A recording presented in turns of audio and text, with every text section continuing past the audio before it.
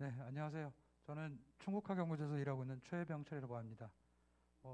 지금부터 그 충북학연구소에서 진행하는 충북학위지습 아카데미와 충북동학농민기념사업회에서 진행하는 동학 시민강좌를 시작하도록 하겠습니다. 오늘 일정은 저희 충북학연구소 소장님의 간단한 인사말씀 이후에 김양식 박사님의 강의를 바로 들어가는 그런 식으로 진행을 하도록 하겠습니다.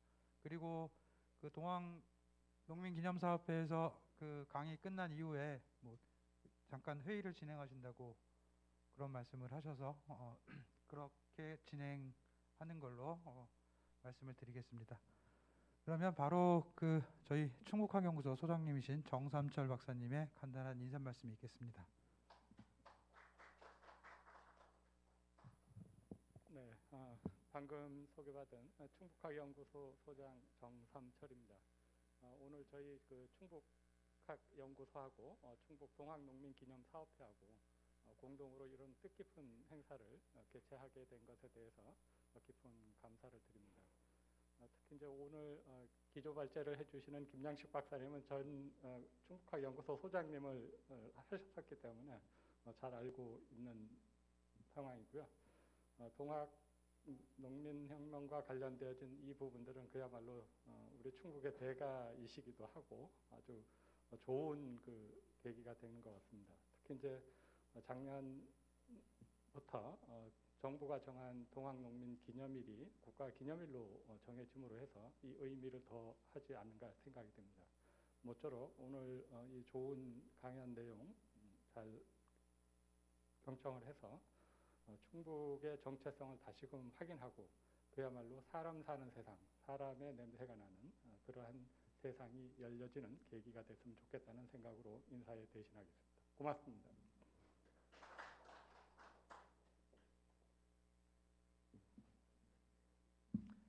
네, 그러면 바로 오늘 동학농민혁명과 민주시민정신이라는 주제로 강의를 진행해 주실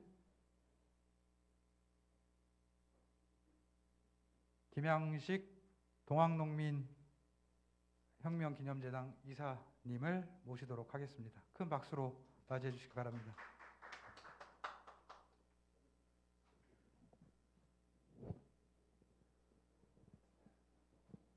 그래서 오늘 강의는 제가 그 동학재단 그 이사 자격으로 충북 기념사업회 회장 자격이 아니라 그 이사 신분으로 강의를 드리는 것 같습니다.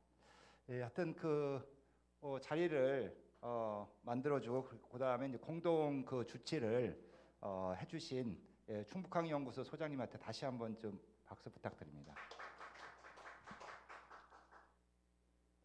오늘 강의 주제가 동학농민혁명과 민주시민 정신인데,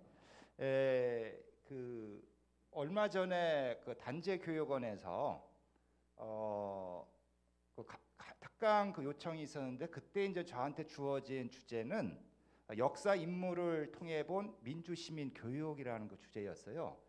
근데 여기서 이제 다루는 인물이 동학농민혁명 관련 역사 인물을 이제 중심으로 해달라고 해가지고, 그래서 나름대로 이제 다른 관점에서 정리를 해가지고 이제 단재교육원에서 강의를 했는데, 제가 보기에도 강의 내용이 나쁘지는 않은 것 같아요. 특히 이제 민주시민 정신 그리고 민주시민 교육이라는 관점에서 동학농민혁명을 이제 다시 보니까 제가 그동안 연구하면서 못 보던 것도 다시 볼 수가 있겠더라고요. 그래서 오늘 시민 강좌에서 이 내용을 소개해 드리면은 좋겠다라는 생각을 해서 자청을 해가지고 오늘 강의 강사로 이제 나서게 됐습니다. 이 민주시민 교육은 유럽 같은 경우에는 이미 80년대부터 이게 싹 텄거든요.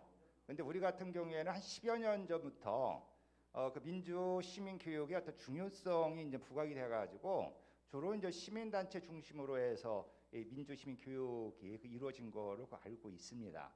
그래서 유럽에 비해서는 우리가 이제 민주 시민 사회로 가는 데에서 꼭 필요한 민주 시민 정신을 함양하는데 어떤 매개 역할을 할 수 있는 그 민주시민 교육이 최근 들어와서 이제 활성화되는데 제가 보기에는 아직 멀은 것 같아요.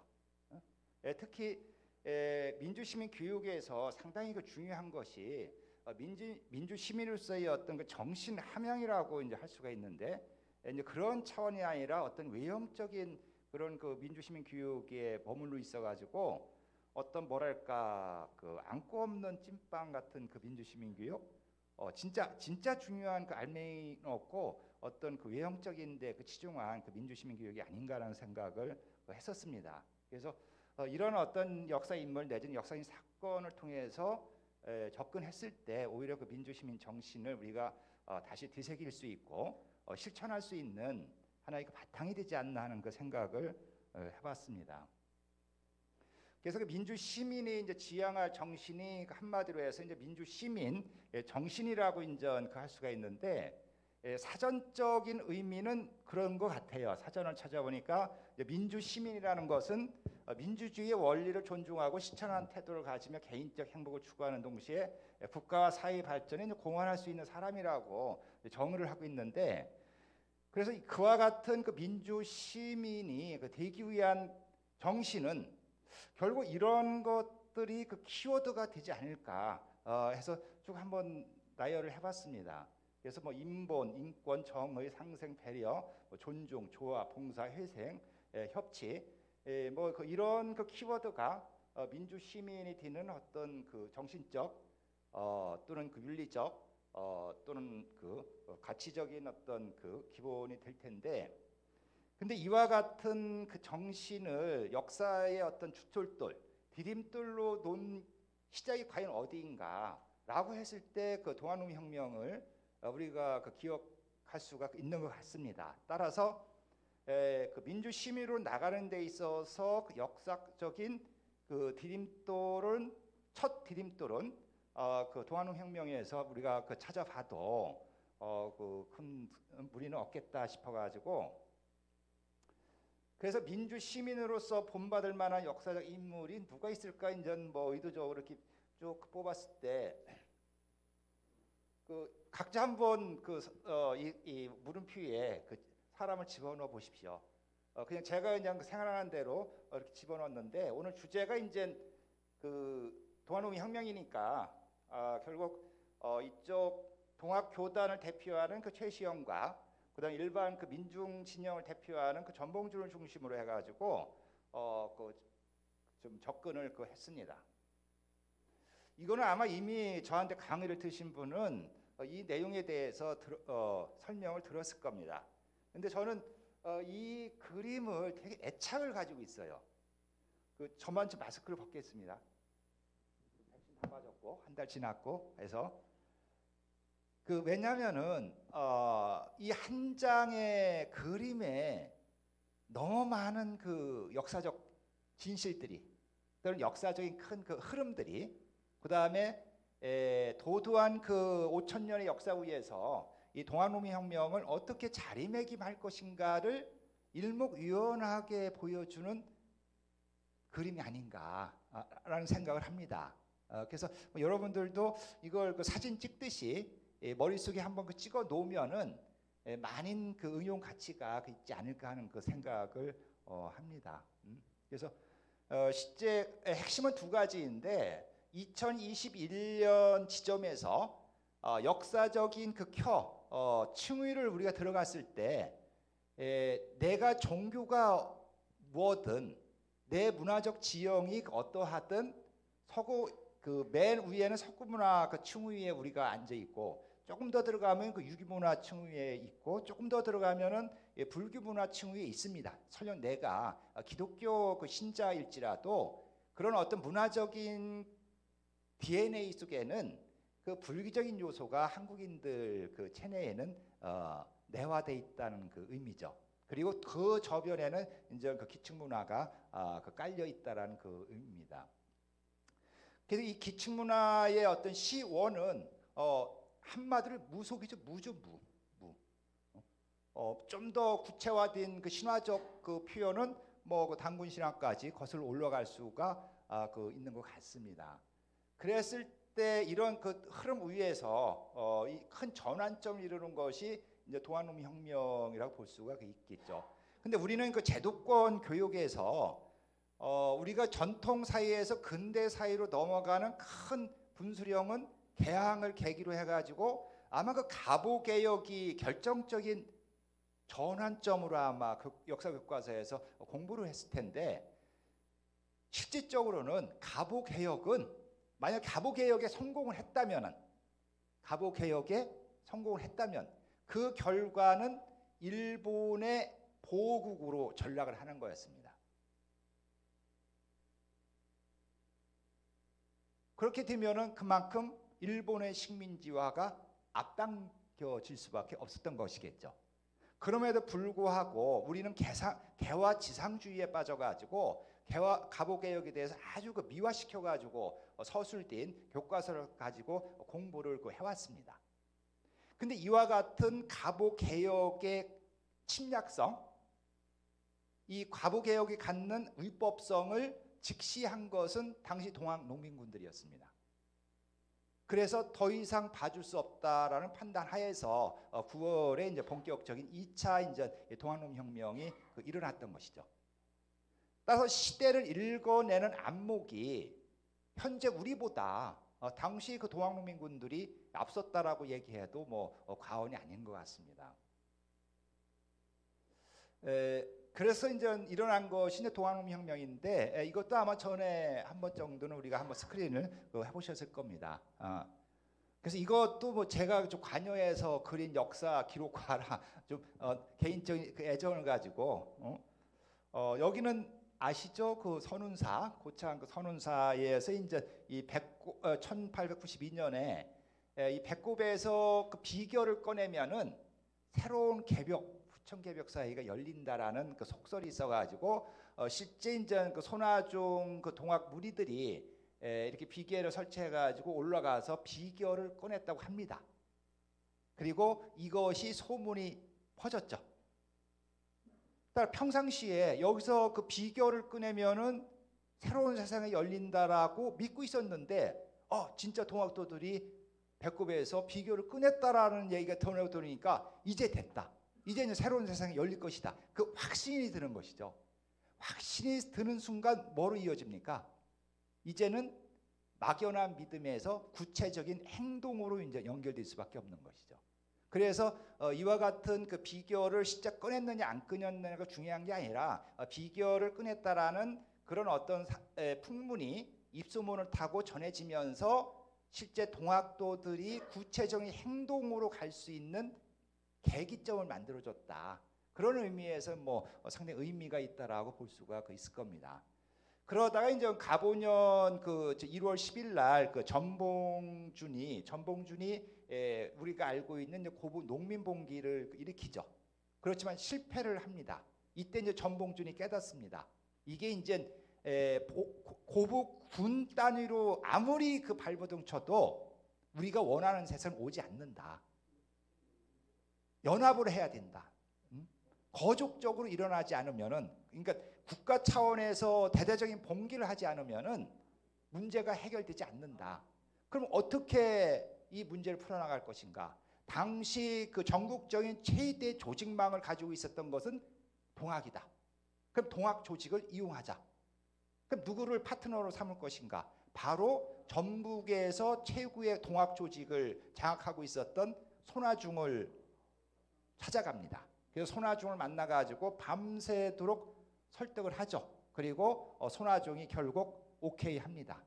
그래서 이제 3월 20일 날 이제 고창 무장에서 기포를 해서 우리가 알고 있는 이제 그 1차 그 동학농민혁명이 일어나죠. 그리고 전주성을 향해서 갑니다. 그리고 전주성을 향하는 동학농민군들의 그 발길은 그야말로 저항의 어떤 그 축제였다라고 볼 수가 있죠. 그리고 4월 27일 날 전주성을 무혈 입성을 합니다. 그리고 5월 8일 날 이제 전주성을 빠져나가지고 이제 직강소를 설치해서 직강소 통치를 하게 되죠. 그러다가 이제 6월 21일 날 일본이 그 대원군을 대원군 여기 있구나. 대원군을 앞세가지고 경복궁을 점령을 합니다. 그리고 조선 군인들을 무장 해제시킵니다. 조선 대신들이 신하들이 경복궁에 들어가려면 일본 공사의 그 허락을 받고 들어갈 정도였습니다. 이런 상황 속에서 추진된 것이 우리가 알고 있는 가부개혁입니다.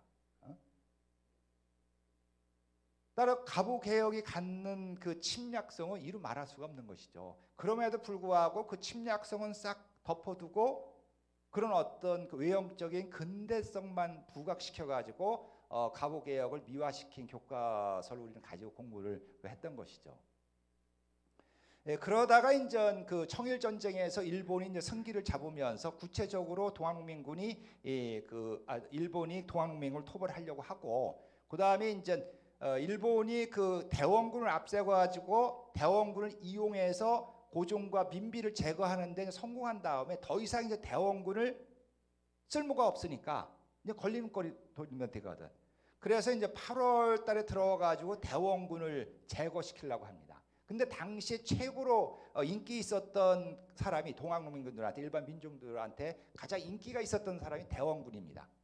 그래서 대원군이 그래도 좀 경북 안에 들어가서 뭘 한다니까 믿어보자 했는데 웬걸 8월 중순 들어와 가지고 그 믿었던 대원군마저 이제 일본한테 쫓겨날 그 신세다라는 얘기가 전해지니까 9월 달에 들어와 가지고 동학민군들이 이래서는 안 되겠다, 우리가 총칼을 들어야 된다 해가지고 이제 그 9월 12일 날 삼내에서 전봉준이 이제 그 옛 동지였던 이게 전봉준이죠. 전봉준이 그 손아준과 김계남까지 가장 과격했던 김계남을 불러가지고 시국을 논의해서 이제 재봉기하기로 결의를 합니다. 그래서 이제 당시에 그 옥천 청산에 머물던 그 해월 최시영한테도 우리 같이 그 연합하자 해서 그 서울로 올라가 가지고 일본 세력을 축출시키자라고 제의해서 결국 그 옥천 청산에 있던 그 최시영도 허락을 해서 결국 이제 손병희가 이제 동학교단 소속 동학농민군을 이끌고 논산에서 이제 합류를 하는 장면입니다. 그리고 우금치 전투가 이제 11월 9일 날 하루 종일 전개가 되죠. 그리고 우금시 전투가 끝난 다음에 전봉준이 자기 휘하 농민군을 점검을 해보니까 우금시 전투가 있기 전까지는 자기 휘하에 10,000명의 동학농민군이 있었는데 우금시 전투가 끝난 다음에는 500명만 있었답니다. 나머지 9,500명은 어디로 간 거예요? 그건 뭐 우리가 상상할 수 있는 것이죠. 그리고 우금시 전투가 있은 4일 뒤, 그러니까 11월 13일 청주성을 점령하기 위한 그 일본군과 그 김계남 부대하고 이제 육거리에서 이제 전투가 벌어집니다.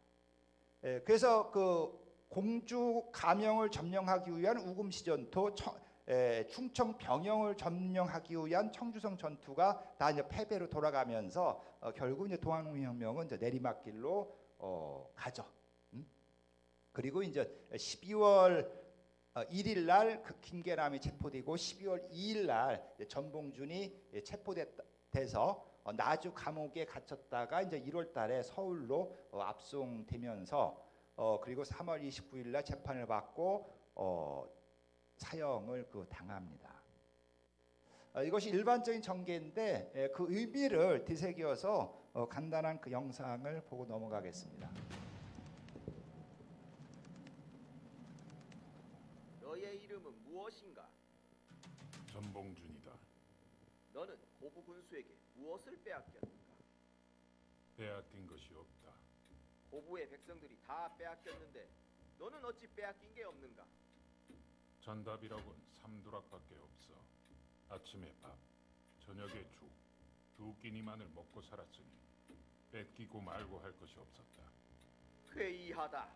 뺏기지도 않았는데 왜 난을 일으켰는가? 일신의 해를 위해 기포하는 것이 어찌 대장부의 일이겠는가. 고부 백성들이 당하는 해를 없애고자 일어났다.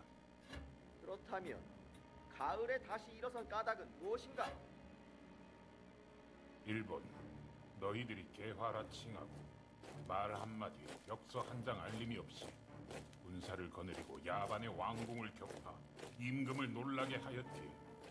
초야의 백성들이 충군 애국의 마음으로 분함을 이기지 못해 의병을 모아 너희 일본군과 접전하여 그 책임을 묻고자 하였다. 어허, 일개 죄인이 감히 법관 앞에서 어찌 그리 불손한가? 네가 어찌 감히 나를 죄인이라 이르느냐? 조정에서 그만 동학의 당을 모아 개혁 불교의 죄를 지어놓고 어찌 죄인이 아니라 하는가? 도 없는 나라에 도학을 세우는 것이 무엇이 잘못이냐? 백성들에게 해독되는 탐관 오리를 벌하고 그릇된 정치를 바로잡으려는 것이 무엇이 잘못이냐? 악한 정부를 고쳐 선한 정부를 만들고자 하는 것이 무엇이 잘못이냐? 제 백성을 쳐 없애기 위해 외적을 불러들인 너희들의 죄가 가장 중하거늘 도리어 나를 죄인이라 이르느냐?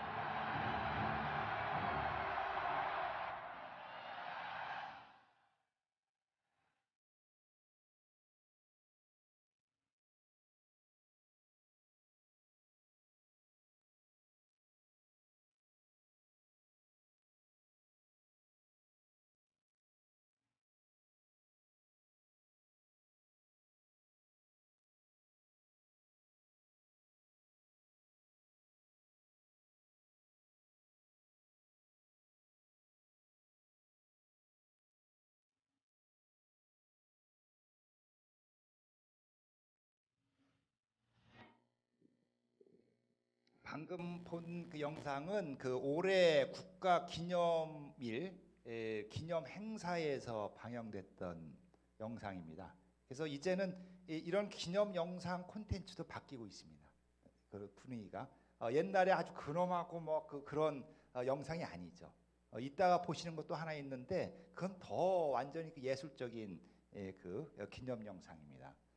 그래서 이렇게 이제 동아농민혁명이 일어난 지 그 120년이 넘어서 우리가 역사적으로 이제 평가를 할 때 동아농민혁명은 그 촛불혁명까지 이어지는 그 한국 민주주의의 어떤 뿌리로 이제는 뭐 거의 그 명실상부하게 자리매김했다라고 이제 볼 수가 있습니다. 특히 우리가 이제 역사적으로 보면은 동아농민혁명은 비록 실패했지만은 그 이후에 끊임없이 이와 같은 그 역사적인 근현대의 굵직굵직한 사건에 직간접적으로 영향을 미칩니다.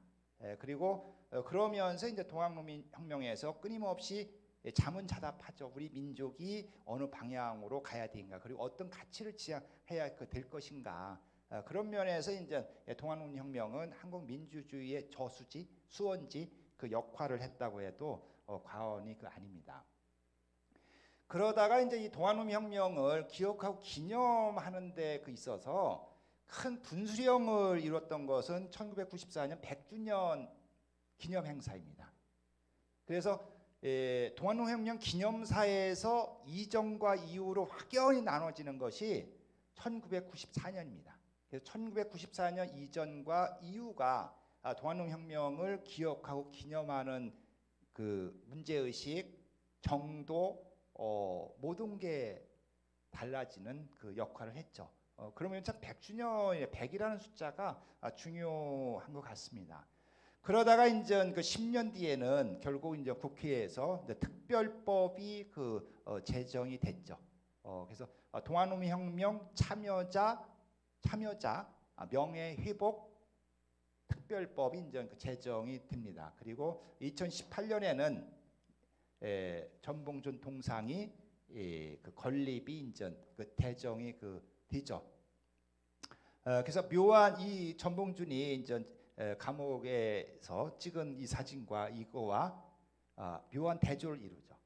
요 위치가 서울 종각 사거리 영풍문고 있는 쪽이거든요. 영풍문고 자리가 아주 중대 범죄인만 가두었던 전옥서 자리입니다. 전옥서. 근데 이제 거기에 이제 동상을 건립할 수 없기 때문에 바로 그 옆에다가 이제 이 동상을 건립을 했죠. 그런 거 보면은 아마 전봉준이 죽은 이 감옥 죽은 이 자리나 동상이 세워진 이 자리나 뭐 아주 가까운 거리일 겁니다. 그러다 이제 2019년에는 이제 국가기념일까지 이제 제정되는 그런 어떤 기념의 그 역사를 우리가 찾아볼 수가 있죠. 그럼 이와 같은 동아농민혁명을 이끈 그 2대 지도자를 꼽으라면 이제 그 해월 최시현하고 전봉준을 꼽을 수가 있는데 결이 다르죠. 분명히 결은 다릅니다. 해월 최시영은 뭐 요즘식으로 이야기하면 종교적 그 지도자였고 결국 전봉준은 그 이런 그 혁명가였기 때문에 분명히 이제 결이 다릅니다. 그리고 그것을 동일한 차원에서 설명하거나 동일한 선상에서 평가하는 것은 평가하는 사람 자체가 잘못된 거죠. 다른 차원에서 그것은 같이 공유를 할 필요성이 있는 것 같습니다. 그래서 해월 최시영의 사상은 결국 이제 4개 사상을 이제 핵심 사상으로 이제 꼽을 수가 있는 것 같아요. 시간이 없기 때문에 이제 일일이 뭐 설명할 수는 없지만은 첫 번째는 이제 사인여천 사상이죠. 사람 섬기기를 하늘처럼 해라. 그래서 수훈 최재우가 이제 주장한 것은 시천주 사상이고 시천주. 그 수훈의 시천주 사상이 해월 때 와가지고 사인여천으로 이제 발전을 하게 되고 좀 더 구체화되죠. 구체화. 사인여천 사상이 이제 손병희 단계에 와가지고 우리가 알고 있는 인내천 사상으로 이제 더 아주 명료하게 이제 개념화시키는 거죠. 시천주보다는 좀 더 구체화시킨 것이 사인여천이고 사인여천을 좀 더 명료화시킨 것이 이제 그 인내천 사상이라고 볼 수가 있을 겁니다. 그다음에 이제 두 번째는 삼경 사상인데 참 지금 우리한테 꼭 필요한 사상이죠. 하늘과 땅 그리고 사람을 공경하라는 만물을 존중하라는 그래서 이 시대에 꼭 필요한 어떤 사상을 중에 하나가 특히 이제 기후 환경, 기후 온난화 이런 그 문제와 관련해서 해월의 그 삼경 사상은 우리가 다시 이 시대 사상으로 이제 발전할 필요성이 있고 그다음에 향화 설의, 그다음에 이제 식천 에서 2000식천은 좀 뭐 많이 안 알려졌더라고요. 하늘로서 하늘을 먹는다. 그러니까 이 하늘은 결국 먹는 주체, 나 자신이 하늘이란 얘기죠. 그리고 이 하늘은 내가 먹는 대상, 먹는 음식이 곧 하늘이죠. 하늘의 그 기운, 하늘의 그 빛과 하늘의 그 이슬을 먹고 자란 음식을 먹는 거니까 그 음식 속에는 결국 하늘의 기운이, 땅의 기운이 서려 있다라고 보는 관점이죠. 그래서 이와 같은 해월의 사상을 오늘날의 민주 시민 정신과 연결시켜서 그 가치 코드를 이제 꼽았을 때 이 사인여천 사상은 인본, 인권, 민주와 이제 연결시켜서 우리가 생각할 수 있을 것이고 삼경 사상은 모든 것은 그 하나이다. 아니면 모든 것은 하나라는 어떤 관점은 아주 한국의 아주 독특한 그 사상 또는 우주관, 생명관이라고 이제 볼 수가 있겠죠. 그다음에 삼경에서 우리가 뽑을 수 있는 그 민주시민 정신은 뭐 상생, 존중, 배려, 봉사를 뭐 꼽을 수가 있을 거고 향화서류는 어떤 모든 형식을 타파하고 결국 주체인 내 자신을 되돌아보게끔 하죠. 주체 또는 뭐 자기 존중 또는 자기 사랑. 우리는 남을 사랑하라고 이제 얘기를 많이 들어왔는데 나 자신을 사랑하라는 얘기는 못 들으면서 성장을 했잖아요. 근데 이미 이제 그 해월은 너부터 사랑하라. 그리고 너를 사랑하는 마음으로 남을 사랑하라라는 그런 그 향화서류 사랑을 주장합니다. 그다음 2010천은 뭐 사랑 또는 생태, 환경이라는 어떤 키워드를 제공하는 것 같습니다. 그래서 이와 같은 그 연결성은 민주시민 정신하고 연결성은 어거지가 아니고 우리가 뭐 상식적으로 생각해서도 충분히 이 가치 연장선상에서 접근을 할 수 있다라고 이제 볼 수가 있을 겁니다. 그러면 전봉준은 그 뭐냐? 전봉준이 남긴 글은 거의 없습니다. 운명이라는 뭐 시 뭐 이런 거 한두 편 외에는 결국은 전봉준의 그 생각을 알 수 있는 것은, 전봉준의 그 가치관을 알 수 있는 것은 재판 기록이 그 전부이죠. 그래서 그 재판 기록에서 보면은 결국 이제 전봉준의 마음은 백성을 위하는 마음입니다. 백성을 위해서 내 한 몸을 바치겠다. 어떻게? 의를 들어 의로운 정신을 들어서 백성을 위해 내 한 명을 바치겠다. 어떻게?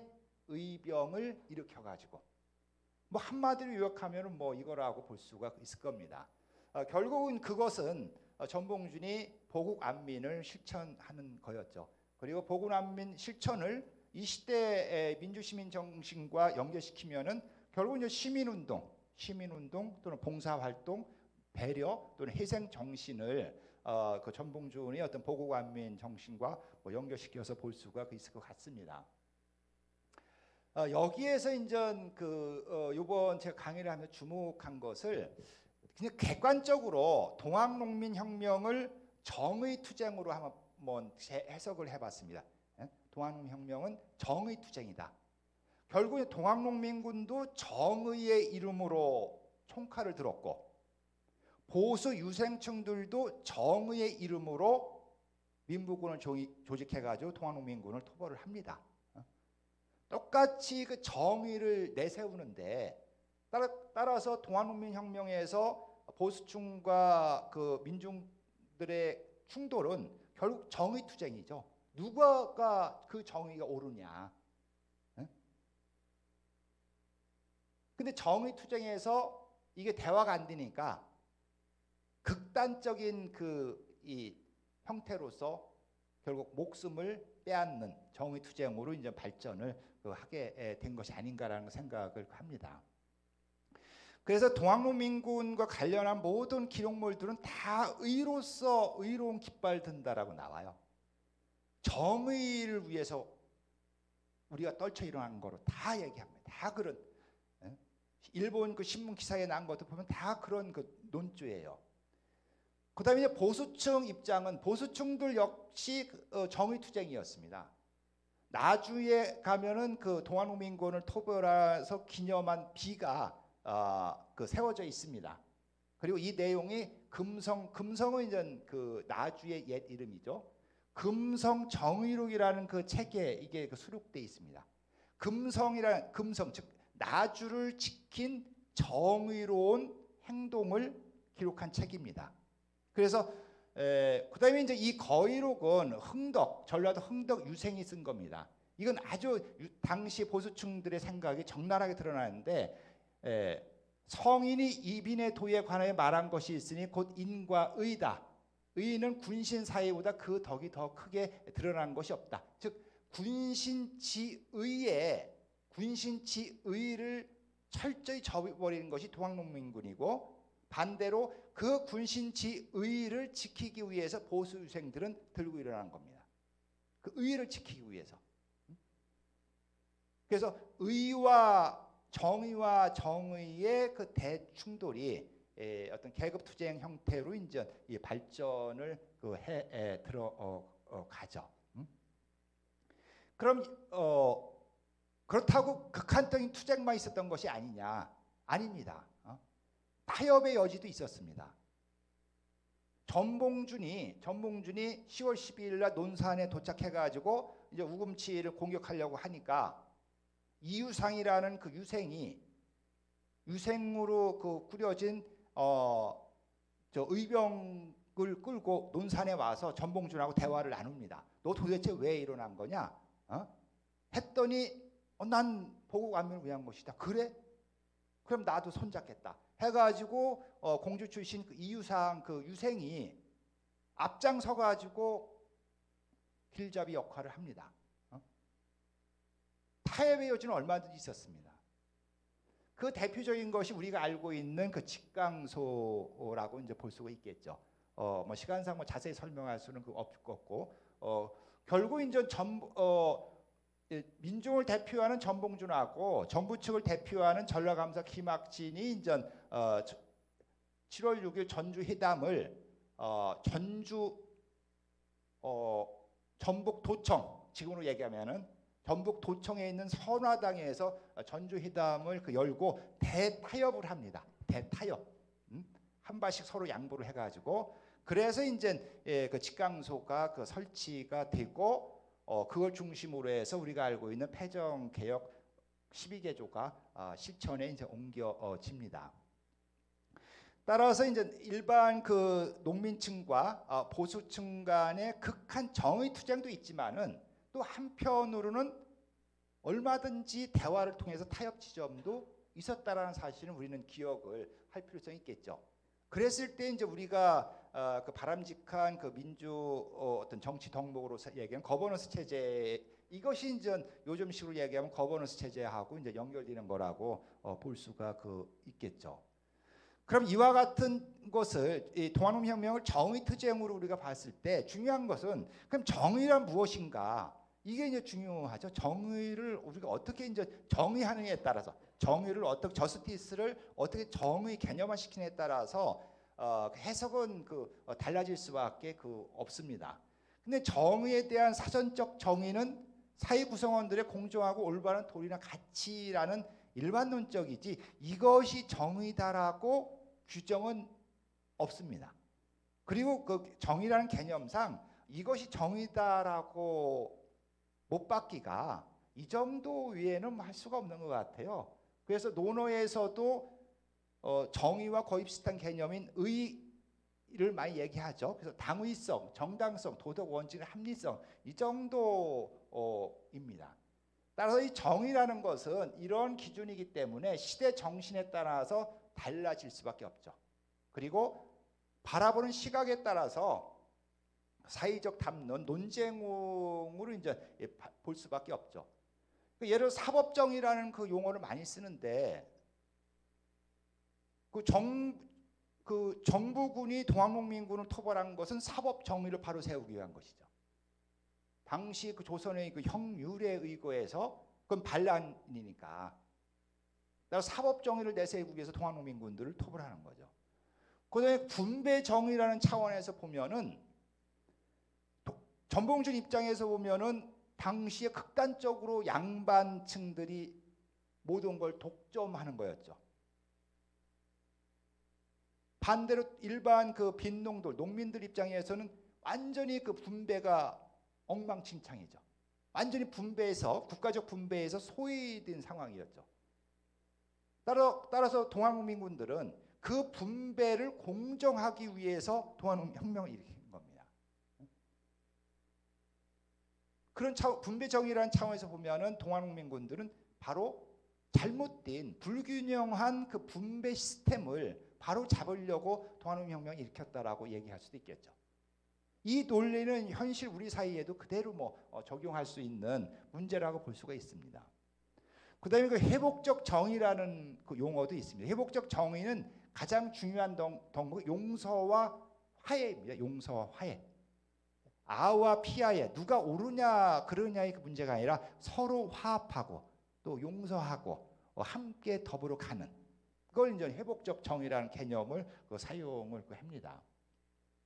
그래서 마이클 샌델의 이제 정의란 무엇인가에서 마이클 샌델은 그 정의를 어떻게 이제 개념화시켰는가 보니까 마이클 샌델도 이것이 정의다라고 단도직입적으로 얘기는 안 하고 오히려 마이클 샌델은 그 논쟁을 아주 강조합니다. 무엇이 정의인가, 무엇이 시대 정신인가를 활발하게 그 논의하는 사이야말로 건강한 사이고 정의로운 사이다.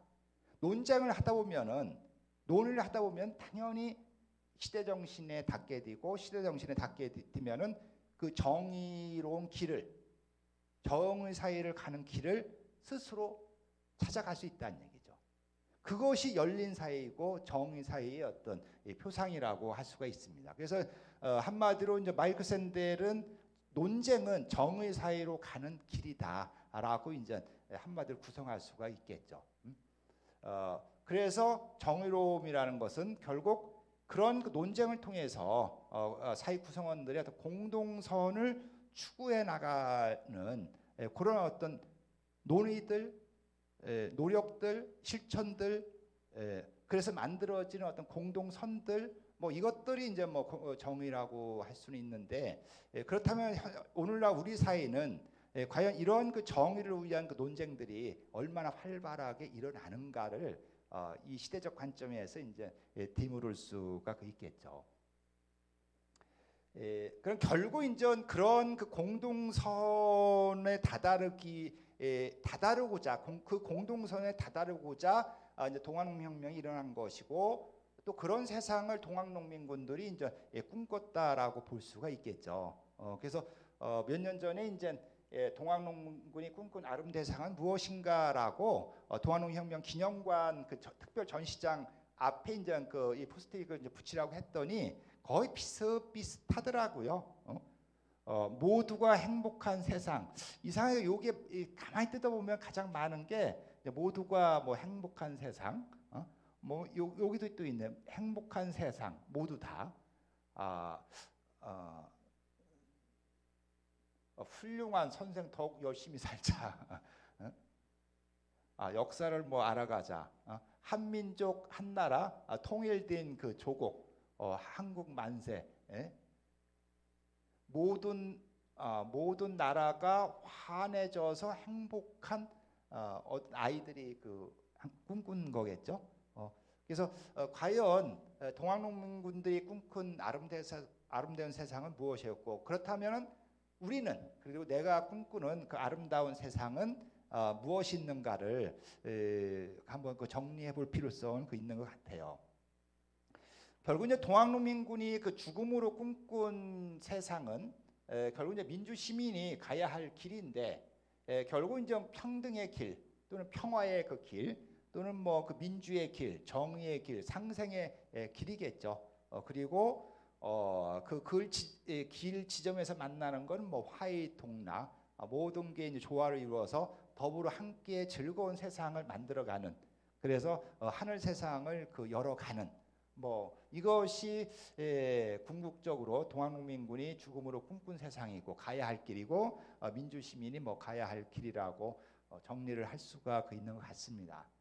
마지막으로 동영상 하나를 보고 강의는 끝내죠.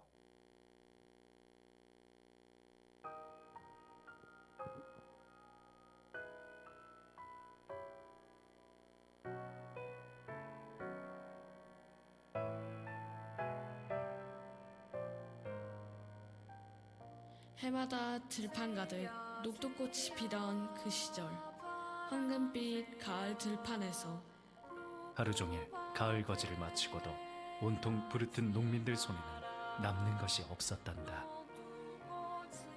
높은 담장은 탐관 오리들이 흥청망청 세월 보내는 사이 그제는 건넌 마을 사람들이 때로 굶어 죽고 어제는 뒷마을 장정들이 곡식을 못 바쳐 끌려가고 옆집 아기가 배고파 울다 지쳐 잠잠해지면 내일은 또 어떻게 버틸까 시름에 잠 못 드는 참 모진 세상 모진 세월이었지. 사람이 하늘이니 하루를 살더라도 사람답게 살자. 앞마을과 뒷마을 제 너머 더 먼 곳까지 참다 못한 농민들이 그렇게 다 같이 일어난 것이 1894년 가보년 동학농민 혁명이란다. 매서운 겨울 끝에 우리는 잠시 꿈꾸던 세상을 엿보았단다.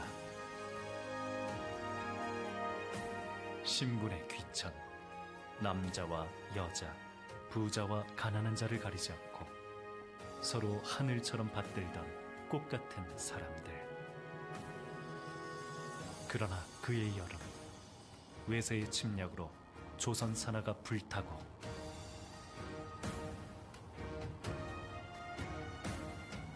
전국 팔도에서 일어난 사람들은 나라를 지키기 위해 일어나 전쟁의 포화 속으로 뛰어들었지.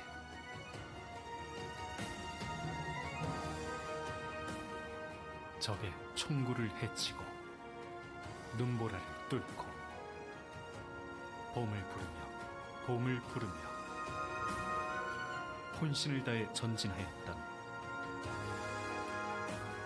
동학 농민혁명.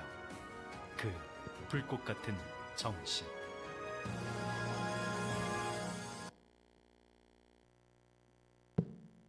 요 영상은 작년에 그 동학 그 재단에서 그 저도 이제 자문위원으로 그 참여해서 만든 그 영상입니다. 그래서 두 영상을 통해서 우리가 확인할 수 있듯이 많은 어떤 그 시대 인식이 많은 차이가 있다는 점을 이 영상을 통해서도 알 수가 있는 것 같아요. 그래서 저도 요 강의 그 이 노트를 그 정리하면서 그 배운 게 이 시간의 간극을 어떻게 뛰어넘을 것인가의 문제.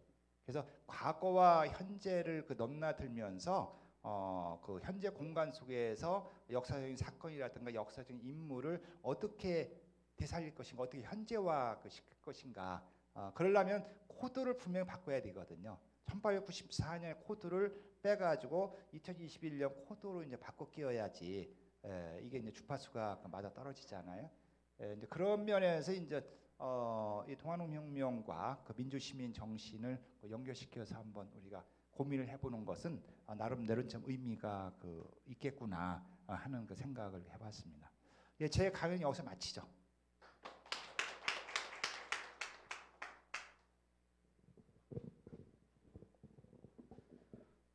네. 다시 한번 오늘 강의를 진행해 주신 김양식 박사님한테 큰 박수 부탁드립니다. 예, 저희가 준비한 그 충북 하기시습 아카데미와 동학 인문 강좌는 이것으로 마치도록 하겠습니다. 이 이후의 시간은 그 충북 동학농민기념사업회에서 진행하도록 하겠습니다.